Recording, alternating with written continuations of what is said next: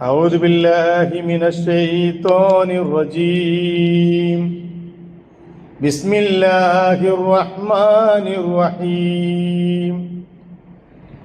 وجاهدوا في الله حق جهاده هو اجتباكم وما جعل عليكم في الدين من حرج ملة أبيكم إبراهيم هو سماكم المسلمين من قبل وفي هذا ليكون الرسول شهيدا عليكم وتكونوا شهداء على الناس فأقيموا الصلاة وآتوا الزكاة واعتصموا بالله هو مولاكم فنعم المولى ونعم النصير. صدق الله مولانا العظيم وصدق وبلغ رسوله النبي الكريم ونحن على ذلك من الشاهدين الشاكرين والحمد لله رب العالمين. സത്യവിശ്വാസികളായ സഹോദരന്മാരെ, സഹോദരിമാരെ, പരിശുദ്ധ ദീനുൽ ഇസ്ലാമിലെ അങ്ങേയറ്റം പവിത്രവും പരിപാവനവുമായ ഒരു ദിവസത്തിലൂടെ കടന്നുപോകുന്ന ഉമ്മത്തും മുസ്ലിമ, ആ ഉമ്മത്തും മുസ്ലിമയിലെ ഏതാണ്ട് 17 ലക്ഷത്തിലധികം വിശ്വാസികൾ അവരുടെ അറഫ ദിനം ഇന്നലെ പൂർത്തിയാക്കി അള്ളാഹുവിൻ്റെ ഹജ്ജുമായി ബന്ധപ്പെട്ട കർമ്മങ്ങളിൽ ഏതാണ്ട് പ്രധാനപ്പെട്ടതൊക്കെ പൂർത്തിയാക്കിയിരിക്കുകയാണ്. ലോകത്തുടനീളമുള്ള വിശ്വാസികൾ അവരോട് ഐക്യദാർഢ്യം പ്രഖ്യാപിച്ചുകൊണ്ട് നോമ്പ് അനുഷ്ഠിക്കുകയാണ് അറഫ ദിനത്തിൽ. ആ നോമ്പിന് വലിയ പ്രാധാന്യമുണ്ട് എന്ന് റസൂലുള്ളാഹി സ്വല്ലല്ലാഹു അലൈഹി വസല്ലം പഠിപ്പിക്കുകയും ചെയ്തിരിക്കുന്നു. ഇതൊക്കെയും വിശ്വാസികളുടെ പടച്ചതമ്പുരാനുമായുള്ള ബന്ധത്തിൻ്റെ അടയാളങ്ങളായി പരിശുദ്ധ ദീനുൽ ഇസ്ലാം നിശ്ചയിക്കുകയും ചെയ്തിരിക്കുന്നു. ആ അടയാളങ്ങളെ സൂക്ഷിക്കുകയും അള്ളാഹുവിൻ്റെ ചിഹ്നങ്ങളെ ആദരിക്കുകയും ഹൃദയത്തിൽ തഖ്വ സൂക്ഷിക്കുകയും ചെയ്യുന്ന സത്യവിശ്വാസികളിൽ ഉൾപ്പെടണമെന്ന് ആദ്യമേ എന്നോടും പിന്നീട് നിങ്ങളിൽ ഓരോരുത്തരോടും ഞാൻ വസിയ്യത്ത് ചെയ്യുന്നു. അള്ളാഹു സുബ്ഹാനഹു തആല നമ്മെ അനുഗ്രഹിക്കുമാറാകട്ടെ. ഞാൻ പറഞ്ഞു, ഏതാണ്ട് 17 ലക്ഷത്തോളം വിശ്വാസി സമൂഹം ലോകത്തിൻ്റെ നാനാഭാഗങ്ങളിൽ നിന്നും, ഏതാണ്ട് എല്ലാ ഉപഭൂഖണ്ഡങ്ങളിൽ നിന്നും, ഏറെക്കുറെ എല്ലാ രാജ്യങ്ങളിൽ നിന്നും കഴിഞ്ഞ കുറേ ദിവസങ്ങളായി മക്കയിലും മദീനയിലും എത്തിച്ചേർന്ന വിശ്വാസി സമൂഹം അവരുടെ ഹജ്ജിൻ്റെ ഏറ്റവും പ്രധാനപ്പെട്ട കർമ്മമായ അറഫ ഇന്നലെ പൂർത്തീകരിച്ചു. അൽഹംദുലില്ലാഹ്, വലിയ പ്രയാസങ്ങളില്ലാതെ മുസ്ലിം ലോകം അത് ദർശിക്കുകയും ചെയ്തു. ഇനി ബാക്കിയുള്ള കർമ്മങ്ങൾ കൂടി കഴിഞ്ഞാൽ ഈ വർഷത്തെ ഹജ്ജും അള്ളാഹുവിൻ്റെ അനുഗ്രഹത്താൽ പ്രയാസരഹിതമായി, അല്ലെങ്കിൽ വലിയ ബുദ്ധിമുട്ടുകളില്ലാതെ സമാപിക്കും. അള്ളാഹു സുബ്ഹാനഹു തആല മക്കയിൽ ആ കർമ്മം നിർവഹിച്ചു കൊണ്ടിരിക്കുന്ന ഓരോ ഹാജിക്കും മഖ്ബൂലും മബ്റൂറുമായ ഹജ്ജ് നിർവഹിച്ച് അവരുടെ നാടുകളിലേക്ക് തിരിച്ചു വരാനും ഇസ്ലാമിക മാർഗത്തിൽ ബാക്കിയുള്ള ജീവിതം സമർപ്പിക്കാനുമുള്ള തൗഫീഖ് നൽകി പടച്ചതമ്പുരാൻ അവരെ അനുഗ്രഹിക്കുമാറാകട്ടെ. ഹജ്ജിനെ കുറിച്ച് പല സന്ദർഭത്തിൽ നമ്മൾ പറഞ്ഞതാണ്.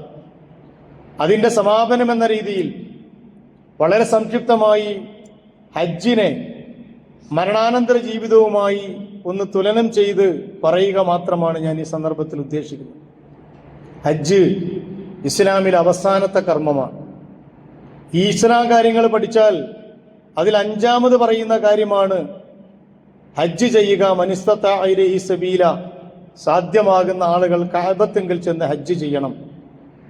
എങ്ങനെയാണ് ഹജ്ജ് 5ാമത്തേതായി മാറിയത്?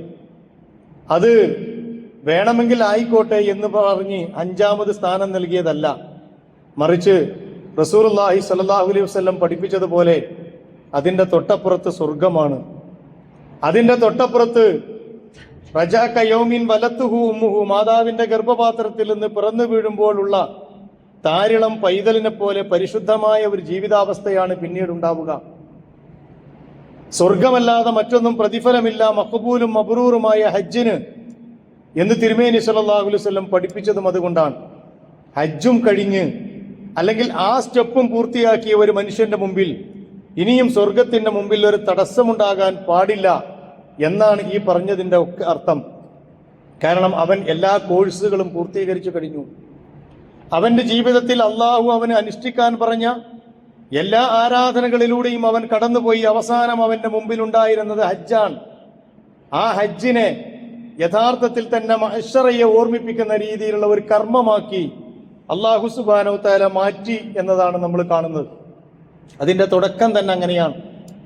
മരണാസന്നനായ രോഗിയെപ്പോലെ, അല്ലെങ്കിൽ മരണത്തിനെ പ്രതീക്ഷിക്കുന്ന ഒരു രോഗിയെപ്പോലെ, ഒരു മനുഷ്യനെ പോലെ എല്ലാവരെ കൊണ്ടും പൊരുത്തപ്പെടിച്ച് എല്ലാം കൊടുത്തു തീർത്ത് ബാധ്യതകളൊക്കെ തീർത്ത് ഒരു ഒരുക്കത്തിന് യാത്രക്കുള്ള ഒരു ഒരുക്കം, അവസാന ഒരു യാത്രക്ക് പോകുന്നതിന് മുമ്പ് ഒരു യാത്ര പോകാനുണ്ട്. അതുകൊണ്ടാണ് ഫതസവ്വദു ഫഇന്ന ഖൈറസ്സാദി തഖ്വ, വലിയ പാണ്ടക്കെട്ടുകളൊന്നും ഈ യാത്രയിൽ വേണ്ട. നിങ്ങൾക്ക് ആവശ്യമുള്ള സാധനങ്ങൾ ബാക്കി എടുക്കുക, ബാക്കി മുഴുവൻ നിങ്ങളെ കയ്യിലുണ്ടാകേണ്ടത് ഫഇന്ന ഖൈറസ്സാദി തഖ്വ, ഏറ്റവും വലിയ യാത്രാപാതയും എന്ന് പറയുന്നത് തഖ്വയാണ്, അത് കയ്യിൽ വെച്ചേക്കണം കേട്ടോ എന്ന് അല്ലാഹു സുബ്ഹാനഹു തആല പഠിപ്പിച്ചതും അതുകൊണ്ടാണ്. ഒന്നുമില്ലാത്ത ഇതിൽ നിങ്ങൾക്ക് കുറച്ച് യാത്രാപാതയമാവാം, ആവശ്യമുള്ള ഭക്ഷണമെടുക്കാം, ആവശ്യമുള്ള വസ്ത്രമെടുക്കാം, ആവശ്യമുള്ള പണം കയ്യിൽ കരുതാം. പക്ഷേ ഇനി ഒരു യാത്ര കൂടി ബാക്കിയുണ്ട്. ഒരു പണവും ആവശ്യമില്ല, ഒരു ഭക്ഷണവും ആവശ്യമില്ല, ഒരു വസ്ത്രവും ആവശ്യമില്ല, കഫം പുടവയല്ലാതെ. അതുകൊണ്ട് അത്തരം ഒരു യാത്രക്ക് മുമ്പുള്ള ഒരു യാത്രക്ക് വേണ്ടിയുള്ള ഒരുക്കം നിങ്ങൾ ഒരുങ്ങണമെന്ന് പറഞ്ഞിട്ടാണ് ഹജ്ജിന് വേണ്ടിയുള്ള യാത്രയെക്കുറിച്ച് തന്നെ ദീനുൽ ഇസ്ലാം ചർച്ച ആരംഭിക്കുന്നത് തന്നെ. അവിടെ നിന്ന് അങ്ങോട്ട് ഹജ്ജിന് പുറപ്പെട്ട് മീഖാത്തിലേക്ക് അണയുന്ന ഒരു മനുഷ്യൻ, അവന് വേണ്ടി നിർണയിക്കപ്പെട്ട ഒരു മീഖാത്ത് അവിടെ അവന് വേണ്ടി കരുതി വെച്ചിരിക്കുന്നു അല്ലാഹു സുബ്ഹാനഹു തആല. മറ്റൊരു മീഖാത്തിന് മുമ്പ് ഇന്ന യൗമൽ ഫസ്ലി കാന മീഖാത്ത, അവന്റെ മീഖാത്ത് കൃത്യമായി നിർണയിക്കപ്പെട്ടതാണ്. അവൻ എവിടെ വെച്ച് അവസാനിക്കും, ഈ ലോകം എവിടെ വെച്ച് അവസാനിക്കും, അവന്റെ ജീവിതത്തിന്റെ അവസാനം എവിടെയാണ്, ഏത് പോയിന്റിൽ വെച്ച് അവന്റെ അന്ത്യം സംഭവിക്കുമെന്ന് അത് നിർണയിക്കപ്പെട്ട വസ്തുതയാണ്. ആ വസ്തുതയിലേക്ക് നടന്നെടുക്കുന്നതിന്റെ മുമ്പ് നിങ്ങൾ നിങ്ങളെ തന്നെ കുളിപ്പിക്കുന്ന ഒരു സ്ഥലമുണ്ട്, നിങ്ങൾ നിങ്ങളുടെ തന്നെ കഫം പുടവ ചുറ്റുന്ന ഒരു സ്ഥലമുണ്ട്. നിങ്ങൾ നോക്ക്, 2 വസ്ത്രങ്ങൾക്ക് മാത്രമേ അള്ളാഹു പോക്കറ്റ് വേണ്ട എന്ന് തീരുമാനിച്ചിട്ടുള്ളൂ. അതിലൊന്ന് കഫം പുടവയാണ്, അതിനൊരു പോക്കറ്റും വേണ്ട, കാരണം പോക്കറ്റിൽ ഒന്നും കൊണ്ടുപോകാനില്ല. രണ്ടാമത്തത് ഇഹ്റാമിന്റെ വസ്ത്രമാണ്, അതിനും പോക്കറ്റ് വേണ്ട. അതുകൊണ്ടാണ് അതിൽ തുന്നല് പാടില്ല, പോക്കറ്റ് പാടില്ല എന്നതുകൊണ്ട് അത്യാവശ്യം പാസ്പോർട്ടും സാധനങ്ങളൊക്കെ സൂക്ഷിക്കണമെങ്കിൽ തുന്നലില്ലാത്ത വേറെ ഒരു ബെൽറ്റ് അതിന് മേലെ ധരിക്കുന്നതിന്റെ കാരണം അതാണ്. ആ വസ്ത്രത്തിൽ തുന്നല് പാടില്ല, കാരണം അതൊരു ട്രെയിനിങ്ങിന്റെ ഭാഗമാണ്. ഇനി ഒരു വസ്ത്രം കൂടിയേ വരാൻ ബാക്കിയുള്ളൂ. അത് നീ നിന്നെ പുതപ്പിക്കുന്നതല്ല, നിനക്ക് വേണ്ടി മറ്റുള്ളവർ പുതപ്പിക്കുന്നതാണ്. നിങ്ങൾ നോക്കി, ഇഹ്റാമിന്റെ വസ്ത്രവും കഫം പുടവയുടെ വസ്ത്രവും തമ്മിൽ വല്ലാത്ത ഒരു സാമ്യമില്ലേ? ആ സാമ്യം യാദൃച്ഛികമല്ല, അത് അള്ളാഹുവിന്റെ തീരുമാനപ്രകാരമുള്ളതാണ്. ഞാൻ എന്റെ കൈ കൊണ്ട് ചുറ്റുന്ന കഫം പുടവ, ഞാൻ എന്നെ തന്നെ കുളിപ്പിക്കുന്നു, എന്റെ നഖം ഞാൻ വൃത്തിയാക്കുന്നു, എന്റെ ശരീരത്തിന്റെ അവയവങ്ങൾ ഞാൻ വൃത്തിയാക്കുന്നു, എന്നെ ഞാൻ കുളിപ്പിക്കുന്നു, എന്റെ കഫം പുടവ ഞാൻ തന്നെ ധരിക്കുന്നു.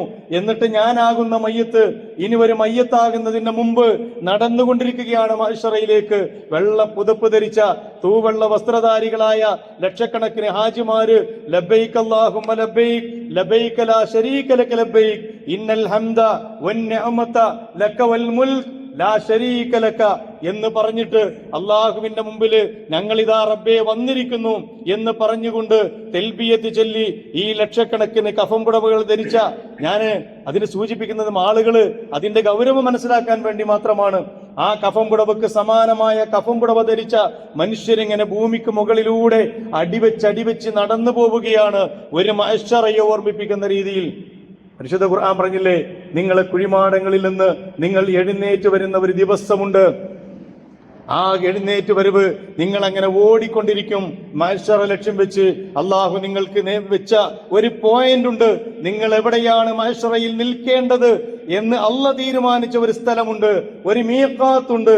ആ മീഖാത്തിലേക്ക് എത്തുന്നത് വരെ നിങ്ങൾ അങ്ങനെ ഓടിക്കൊണ്ടേയിരിക്കുമെന്ന് അള്ളാഹു പറഞ്ഞതുപോലെ ഈ ലബ്ബൈക്കയും ചൊല്ലി നടന്നും ഓടിയും അള്ളാഹുവിന്റെ കഅബാലയത്തിന് നേരെ, അവന് ഭൂമിയിൽ സ്ഥാപിച്ച ആദ്യത്തെ ഗേഹത്തിന് നേരെ ഓടിക്കൊണ്ടിരിക്കുന്ന ഈ ലക്ഷക്കണക്കിന് ശുഭ്രവസ്ത്രധാരികളായ വെള്ള വസ്ത്രം ധരിച്ച മനുഷ്യരെ കാണുമ്പോൾ നമുക്ക് ഓർമ്മിക്കാൻ കഴിയുന്നത് നാളെ അള്ളാഹുവിന്റെ ഭൂമിക്ക് ശേഷം മരണാനന്തരം വരാനിരിക്കുന്ന മഹ്ശറയല്ലാതെ മറ്റെന്താണ് എന്ന് മനസ്സിലാക്കേണ്ടതുണ്ട് സഹോദരന്മാരെ.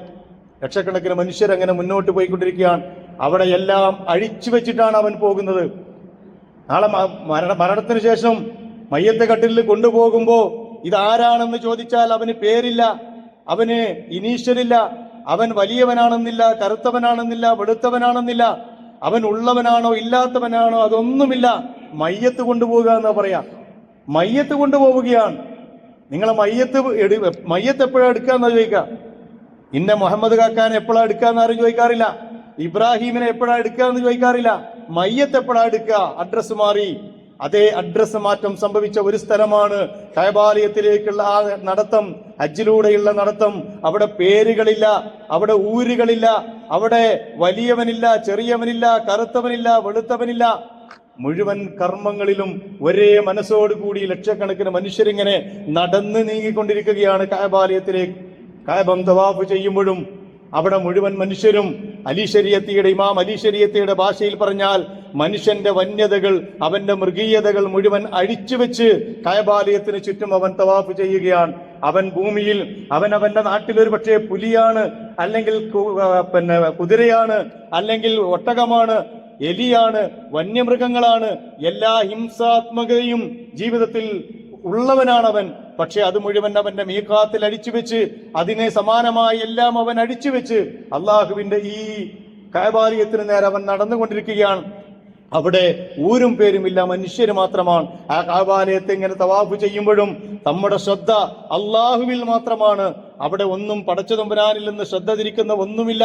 റബ്ബല്ലാത്ത ഒന്നും നമ്മുടെ മുമ്പിലേക്ക് അവിടെ കടന്നു വരൂല. കഅബാലയത്തിന്റെ ഹജറുൽ അസ്വദ് പോലും ഈ നമ്മുടെ ശ്രദ്ധ തിരിക്കുന്ന രീതിയിലുള്ള ഒരു പ്രത്യേകതയുള്ള ഒരു കല്ലല്ല. അത് കേവലം ഒരു അടയാളക്കല്ല് മാത്രമാണ്. അവിടുന്ന് നിങ്ങളുടെ തവാഫ് തുടങ്ങണമെന്ന് പഠിപ്പിച്ചതാണ്. അത് സ്വർഗത്തിൽ നിന്ന് ജിബ്രീൽ അലൈഹിസ്സലാമിലൂടെ കൊടുത്തയച്ചപ്പെട്ട ഒരു കല്ല് എന്ന രീതിയിൽ അത്തരം ഒരു പ്രത്യേകതയുണ്ട് എന്നത് മാറ്റി നിർത്തിയാൽ അതുമായി ബന്ധപ്പെട്ട ഒരു കർമ്മം കഅബ ഷരീഫിൽ എവിടെയുമില്ല. അവിടെ നിന്ന് നിങ്ങൾ തവാഫ് തുടങ്ങണം അള്ളാഹുവിനെ ഓർത്തുകൊണ്ട്. അതിൽ മുഴുവൻ പടച്ചതമ്പുരാന്റെ വഹദാനിയത്തും അള്ളാഹുവിന്റെ സ്മരണയും പടച്ചതമ്പുരാനിലേക്കുള്ള സമർപ്പണവുമായിരിക്കണം നിങ്ങളുടെ ജീവിതത്തിൽ. ആ സമർപ്പിതരായ 3 ആളുകളുടെ കാൽപ്പാടുകൾ പതിഞ്ഞ മണ്ണാണത്. അവിടെ മഖാം ഇബ്രാഹിം ഉണ്ട്, അവിടെ പോയി 2 റക്അത്ത് നമസ്കരിക്കണം. ഹിജ്ർ ഇസ്മായിൽ ഉണ്ട്, പറ്റുമെങ്കിൽ അവിടെ വന്ന് നിന്നിട്ട് അള്ളാഹുവിനോട് പ്രാർത്ഥിക്കണം. ഇസ്മായിൽ പ്രാർത്ഥിച്ചതുപോലെ പിന്നിലേക്ക് തിരിഞ്ഞു നോക്കിയാൽ സഫാ മറുവകളുണ്ട്. ഇന്ന് കാണുന്ന AC-യുള്ള മേൽക്കൂരകളുള്ള സഫാ മറുവകളല്ല, പരുപരുത്ത കല്ലുകളാൽ നിറഞ്ഞ സഫയിൽ നിന്ന് മറുവയിലേക്കും മറുവയിൽ നിന്ന് സഫയിലേക്കും പരിഭ്രാന്തിയായി 4000 കൊല്ലം പിറകിലേക്ക് സഞ്ചരിക്കണം. കാണും ഒരു ഹാജറയെ. ആ ഹാജറയുടെ കാൽപാതുകൾ പതിഞ്ഞ മണ്ണിലൂടെ നമ്മൾ ഓടുകയാണ് അള്ളാഹുവിൽ പ്രതീക്ഷ അർപ്പിച്ചുകൊണ്ട്. അങ്ങനെയാണ് സംസം പൊട്ടി ഒഴുകിയത്. ഞാൻ പറയുക, സംസം അള്ളാഹുവിന്റെ അപാരമായ അനുഗ്രഹമാണ്, വലിയ മുഅ്ജിസത്താണ്, കഴിവാണ് എന്നതോടൊപ്പം തന്നെ പൊട്ടിയൊഴുകാതെ നിർവാഹമില്ലാത്ത ഒരു വെള്ളത്തിന്റെ പേര് കൂടിയാണ് സംസം. ഹാജറയുടെ കണ്ണുനീരിന് മുമ്പിൽ പിടിച്ചു നിൽക്കാൻ കഴിയാത്ത ഒരു ഉറവ, ഇസ്മായിലിന്റെ നൈർമല്യത്തിന് മുമ്പിൽ സഹിച്ചു നിൽക്കാൻ കഴിയാത്ത ഒരു ഉറവ ഭൂമിക്ക് മുകളിൽ പൊട്ടിയൊഴുകി എന്നാണ് സംസമിനെ കുറിച്ച് നമ്മൾ മനസ്സിലാക്കേണ്ടത്.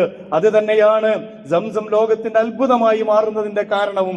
ലക്ഷക്കോടാനുകോടി മനുഷ്യര് ഓരോ ദിവസവും അതിൽ നിന്ന് കുടിച്ച് അവർക്ക് ആവശ്യമുള്ളതൊക്കെ അവരുടെ നാടുകളിലേക്ക് അവർ കൊണ്ടുപോയി എത്രത്തോളം സുലഭമായി കിട്ടുമോ അത്രത്തോളം സുലഭമായി മസ്ജിദുൽ ഹറാമിന്റെയും മസ്ജിദുൻ നബവിയുടെയും ഒക്കെ പരിസരങ്ങളിൽ വരുന്ന കോടാനുകോടി മനുഷ്യർക്ക് ഓരോ വർഷവും ദാഹജലമാകുന്ന, അവരുടെ ദാഹം ശമിപ്പിക്കുന്ന ആ അത്ഭുത ജലം, ട്രില്യൺ കണക്കിന് വെള്ളം കുമിഞ്ഞൊഴുകുന്ന ഒരു മഹാത്ഭുതത്തിന്റെ പേരാണ് സംസം. ആ സംസം പൊട്ടിയൊഴുകിയത് അള്ളാഹുവിൽ സമർപ്പിതരായ ഈ 3 മനുഷ്യരുടെ ജീവിതത്തിന്റെ ത്യാഗത്തിന്റെ ഫലമായിട്ടാണ് എന്ന തിരിച്ചറിവാണ് നമുക്ക് ഹജ്ജിൽ നിന്ന് ലഭിക്കേണ്ടത്. ഞാൻ പറയുന്നത്, ഇബ്രാഹിം നബി അലൈഹി സ്വലാമിന്റെ, ഇസ്മായിൽ നബി അലൈഹി സ്വലാമിന്റെ, ഹാജറ ബീവിയുടെ കനൽപദങ്ങളിലൂടെ നടക്കുമ്പോൾ ഓരോ ഹാജിയും അള്ളാഹുവിലേക്ക് അലിഞ്ഞു ചേരുകയാണ്, പടച്ചവനിലേക്ക് വിലയം പ്രാപിക്കുകയാണ്. അവന്റെ മുമ്പിൽ ദുനിയാവെന്ന് പറയുന്ന ഒന്നുമില്ലാതെ തന്നെ മറയില്ലാത്ത രീതിയിൽ അവൻ അള്ളാഹുവിന്റെ മുമ്പിൽ ചെന്ന് നിൽക്കുകയാണ്. ആ ഒരു നൃത്തം ഇനി അവന് ബാക്കിയുള്ളത് മഹ്ശറയിലാണ്. പക്ഷേ ഇവിടെ അവന് പ്രാർത്ഥിക്കാം, ഇവിടെ അവന് തൗബ ചെയ്യാം, ഇവിടെ അള്ളാഹുവിന്റെ മുമ്പിൽ അവന് സുജൂദ് ചെയ്യാം. ഇനി മിണ്ടാൻ പാടില്ലാത്ത ഒരു മഹ്ശറ വരാനുണ്ട്. അൽ മുൽക്കു യൗമഇദിൽ ഹഖ്ഖു ലിർറഹ്മാൻ. ആ ദിവസം യാഥാർത്ഥ്യമാണ്, അള്ളാഹുവിനാണ് സകലത്തിന്റെയും അധികാരം. വകാന യൗമൻ ലിൽ കാഫിരീന അസീറ. സത്യനിഷേധികളെ സംബന്ധിച്ചിടത്തോളം ആ വരാനിരിക്കുന്ന ദിവസം അങ്ങേയറ്റം കഠിനമായിരിക്കും കേട്ടോ. പരിശുദ്ധ ഖുർആൻ പഠിപ്പിക്കുന്നു, യൗമ യഖൂമു റൂഹു വൽ മലായികതു സഫൻ. സൂറത്തുൻ നബയിൽ അല്ലാഹു പറഞ്ഞു, ആ ദിവസത്തിന്റെ പ്രത്യേകത യൗമ യഖൂമു റൂഹു വൽ മലായികതു സഫ. ജിബ്രീൽ അലൈഹിസ്സലാമും മലായികത്തും ഒരക്ഷരം മിണ്ടാതെ റബ്ബിന്റെ മുമ്പിൽ മൗനം പാലിച്ച് അണിയായി നിൽക്കുന്ന ഒരു സമയമുണ്ട്. ലാ യതകല്ലമൂന ഇല്ലാ മൻ അദിന ലഹു റഹ്മാൻ. പരമകാരുണ്യകൻ അനുവാദം കൊടുത്തവരല്ലാത്ത ഒരു കുട്ടിയും മിണ്ടാത്ത ഒരു ദിവസം. വഖാല സവാബ. വേണ്ടത് റബ്ബ് വേണ്ട സമയം പറയുന്ന ഒരു ദിവസം വരാനുണ്ട് എന്ന് പരിശുദ്ധ ഖുർആൻ പഠിപ്പിക്കുന്ന ആ മഹ്ശറക്ക് മുമ്പ് ഒരു മഹ്ശറ തീർത്ത്, ഒരു മീഖാത്ത് തീർത്ത്, ഒരു കഫം പുടവ തീർത്ത്, ഒരു നടത്തം തീർത്ത് മനുഷ്യന്റെ അവസാനത്തെ ജീവിതത്തിന്റെ ഏറ്റവും അവസാനത്തെ ഒരു കർമ്മം കൂടി പൂർത്തിയാക്കുകയാണ് ഓരോ ഹജ്ജിലൂടെയും ഓരോ ഹാജിമാരും ചെയ്യുന്നത്. അതിന്റെ അവസാനം അവൻ അറഫയിൽ ചെന്ന് നിൽക്കും. അതൊരു തിരിച്ചറിവിന്റെ സ്ഥാനമാണ്, ഒരു തിരിച്ചറിവിന്റെ സ്ഥാനമാണ്. അറഫ എന്ന പേര് തന്നെ അറിവ് എന്നാണ്. അറിഞ്ഞു, മനസ്സിലാക്കി, ഇനി അപ്പുറത്തേക്ക് ഒന്നുമില്ല. ആകെ കൂടി ഹജ്ജിന്റെ കർമ്മങ്ങളും റസൂലുള്ളാഹി സ്വല്ലല്ലാഹു അലൈഹി വസല്ലമയും തമ്മിൽ ബന്ധപ്പെട്ട് നിൽക്കുന്ന ഒരു സ്ഥലം എന്ന് പറയുന്നത് അറഫയാണ്. അവിടെ വെച്ച് റസൂലുള്ളാഹി സ്വല്ലല്ലാഹു അലൈഹി വസല്ലം തന്റെ ചരിത്ര പ്രസിദ്ധമായ പ്രസംഗം നടത്തിയ സ്ഥലം അറഫയിലെ ജബലുന്നൂറിന്റെ മുകളിൽ നിന്നാണ് റസൂലുള്ളാഹി സ്വല്ലല്ലാഹു അലൈഹി വസല്ലം തന്റെ മനുഷ്യാവകാശ പ്രഖ്യാപനം, ലോകത്തിലെ ഏറ്റവും പ്രധാനപ്പെട്ട മനുഷ്യാവകാശ പ്രഖ്യാപനം നടത്തിയത്.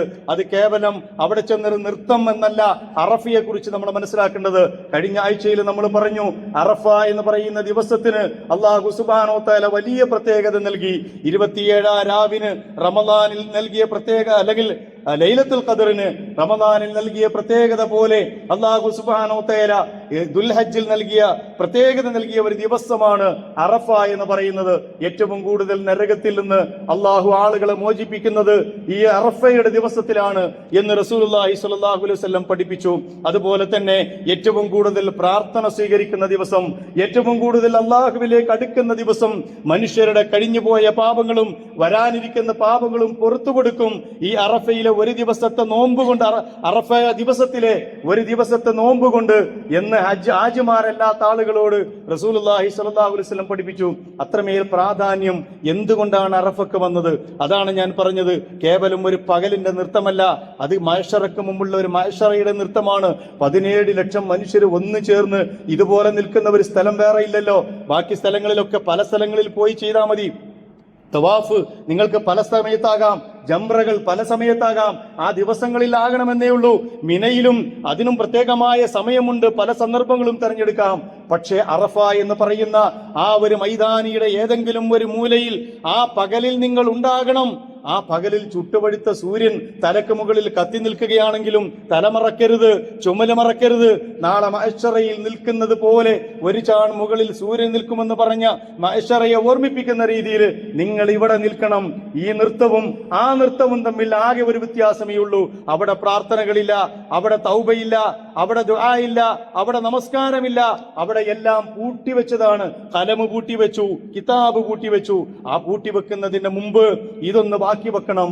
എന്നിട്ട് ഇവിടെ വെച്ച് നിങ്ങളുടെ പാപങ്ങൾ മുഴുവൻ അള്ളാഹുവിനോട് കരഞ്ഞ് തൗബ ചെയ്ത് ഉരുക്കി കളയണം.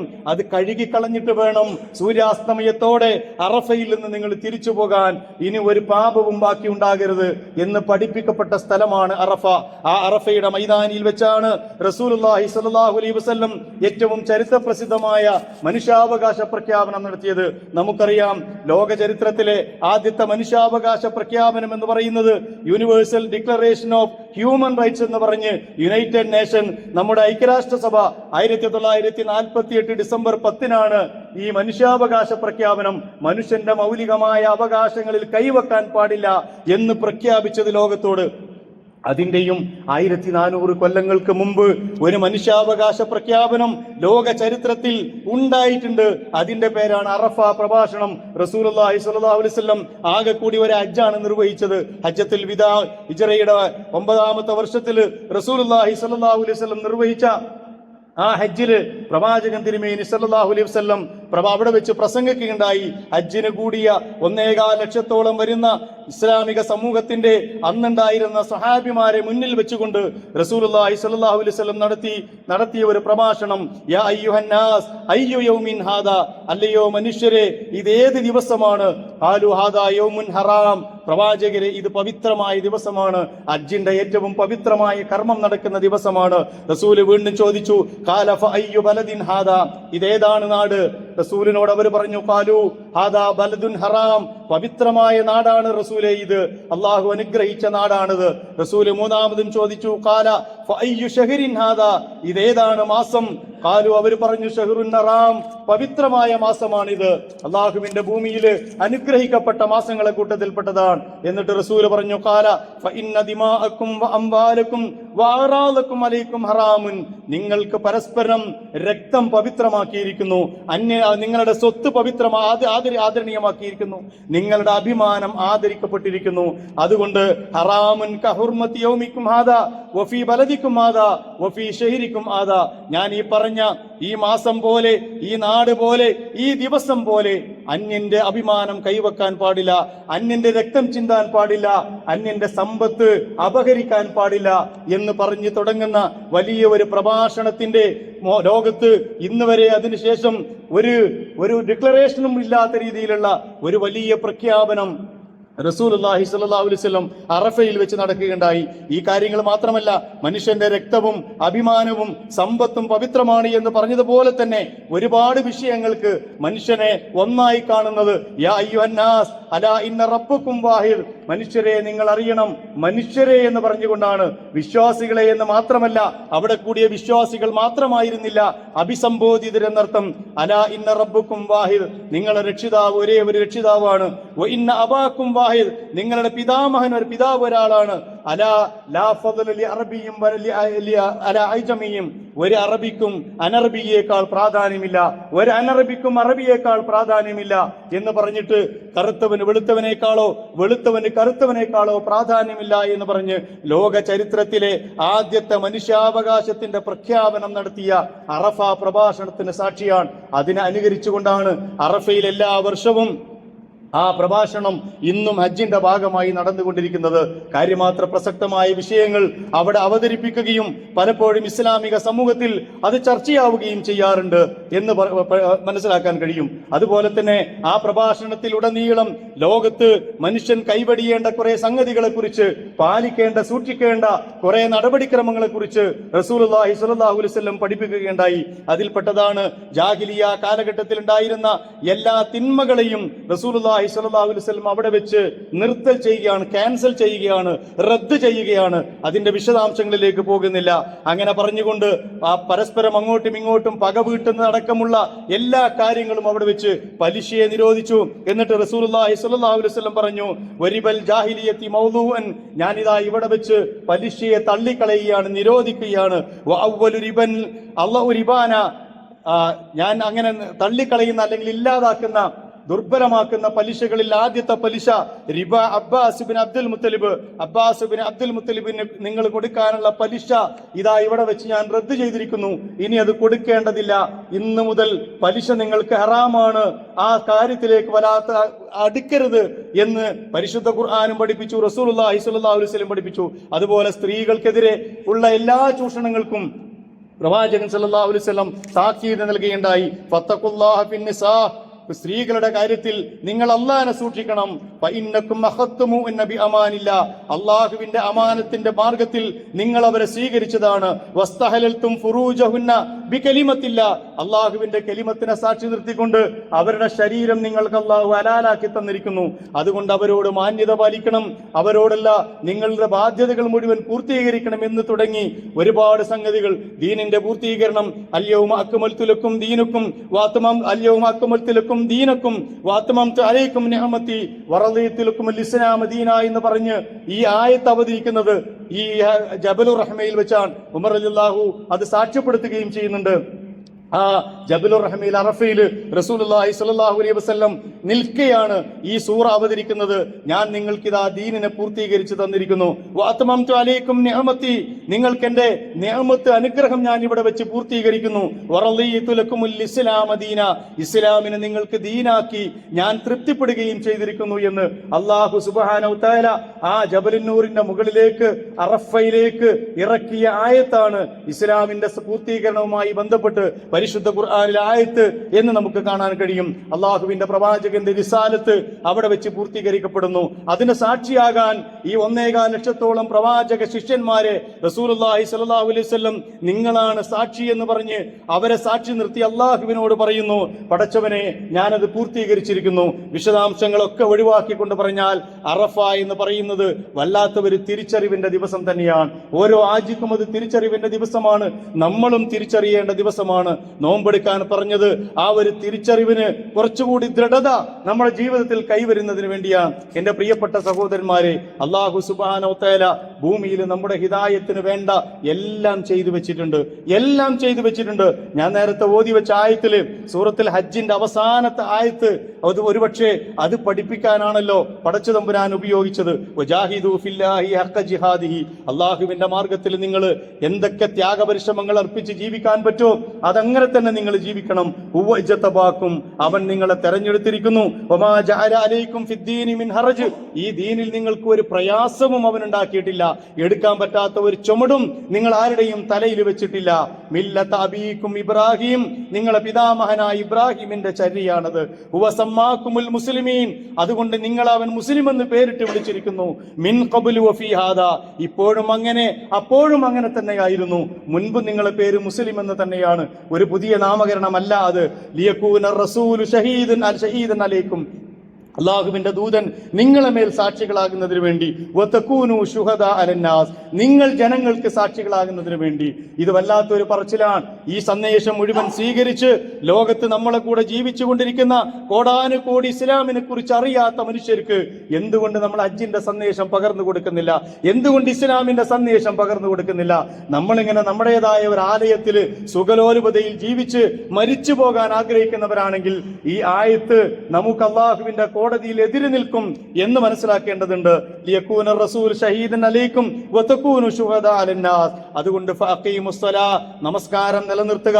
വആതു സക്കാ, സകാത്ത് നൽകുക. വഅതസിമൂ ബില്ലാഹ്, അല്ലാഹുവിന്റെ പാശത്തെ നിങ്ങൾ മുറുകെ പിടിക്കുക. ഹുവ മൗലാക്കും, അവനാണ് നിങ്ങളുടെ രക്ഷാധികാരി കേട്ടോ. ഫനിഅമൽ മൗലാ, എത്ര നല്ല രക്ഷാധികാരിയാണ്. വനിഅമൻ നസീർ, എത്ര നല്ല സഹായിയാണ് നിങ്ങൾക്ക് ലഭിച്ചിരിക്കുന്നത്.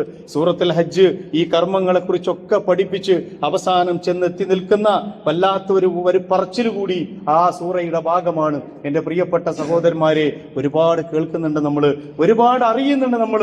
ഈ കർമ്മങ്ങളൊക്കെ നമുക്കറിയാം, ഇതിന്റെ പവിത്രതകളൊക്കെ നമുക്കറിയാം. എന്നിട്ടും അള്ളാഹുവിനെ കുറിച്ച് പേടിയും അള്ളാഹുവിന്റെ ഭൂമിയിൽ അവന്റെ ദീനനുസരിച്ചുള്ള ജീവിതമൊന്നും നമ്മുടെ ഭാഗമാകുന്നില്ലെങ്കിൽ അവിടെ എറിഞ്ഞോടിക്കപ്പെട്ട പിശാച് ഇപ്പോൾ ഉള്ളത് നമ്മളൊക്കെ ജീവിതത്തിലാണ് എന്ന് മനസ്സിലാക്കുകയാണ് അതിൽ പരിഹാരമെന്ന് പറഞ്ഞുകൊണ്ട് അള്ളാഹുവിന്റെ ഈ പരിശുദ്ധമായ ദിവസം അതിന്റെ എല്ലാ പവിത്രതകളോടും കൂടി നമ്മിൽ നിന്ന് സ്വീകരിക്കുമാറാകട്ടെ. ആ അറഫയുടെ നോമ്പ് കഴിഞ്ഞുപോയ ഒരു വർഷത്തെയും വരാനിരിക്കുന്ന ഒരു വർഷത്തെയും പാപങ്ങൾ പൊറുക്കുന്ന ഒരു നോമ്പാക്കി അള്ളാഹു നമ്മിൽ നിന്ന് സ്വീകരിക്കുമാറാകട്ടെ. അഖൂലു ഖൗലി ഹാദാ അസ്തഗ്ഫിറുല്ലാഹ ലി വലക്കും വലി ജമീഇൽ മുസ്ലിമീന വൽ മുഅ്മിനീൻ അജ്മഈന യാ റബ്ബൽ ആലമീൻ.